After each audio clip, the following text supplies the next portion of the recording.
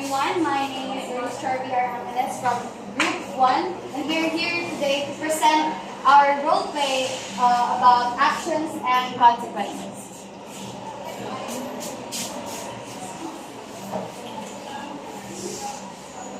Si Charwell, isang kabatayang nagdako sa kakapos.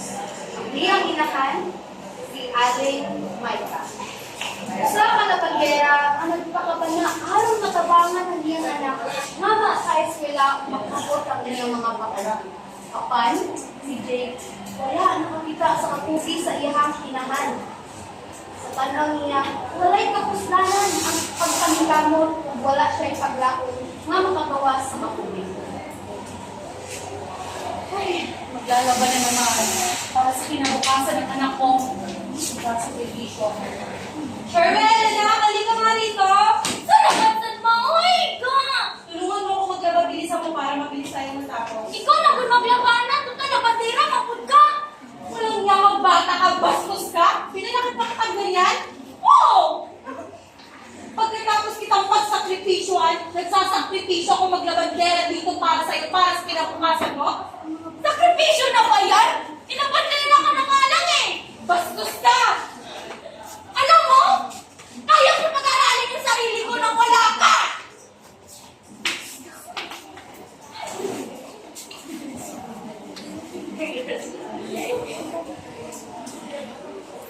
Sa dihang nawala na siya, tungod sa impluensya sa iyang barkada, si Charvel nagsugod ug katin hangtod sa nahimbit na niyang bigyaat ang silahan. Sa wala na bugay, nasangkot siya sa bisyo nga droga.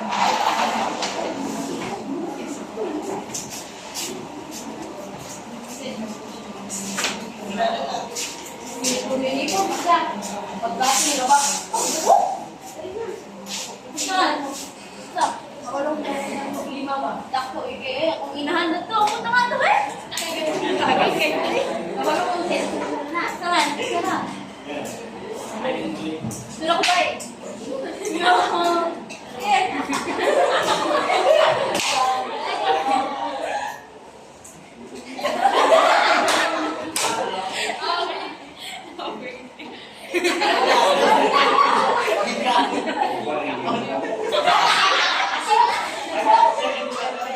Sa dihang nawala na siya award, naabot ang ano, ang nagdesisyon na siyang mag-release. Sa usa ka gabi, iyang si Doris. Isa ka babae na naglapaw pakulit ikan sa trabaho.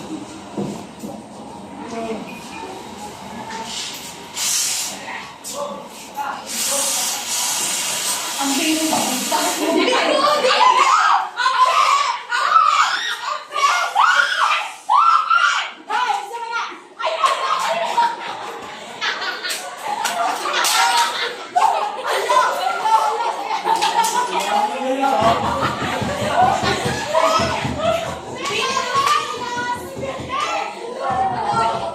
Yung mga naktig, ipriso!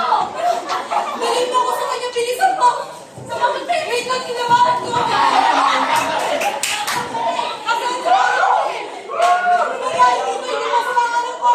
Bitawan mo siya! Nag-drugs!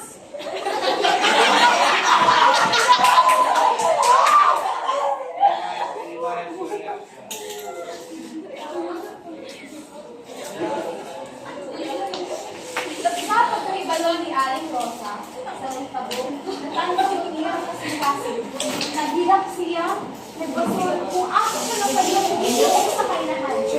Susunod sa rehos, Ano nangyari sa anak ko? naginutok sa iyang mga sayo. Nalulong na sa bisyo! Dahil sa mga barkada mo! Karon, magatuwang niya siya sa resulta sa iyang mga desisyon. Wala na ako magagawa.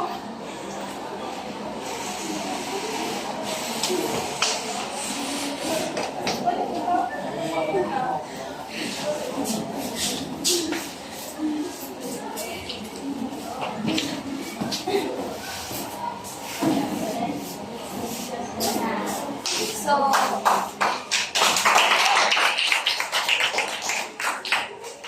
the action and consequences in our role play is that Charwell is isa siya ka-addict nga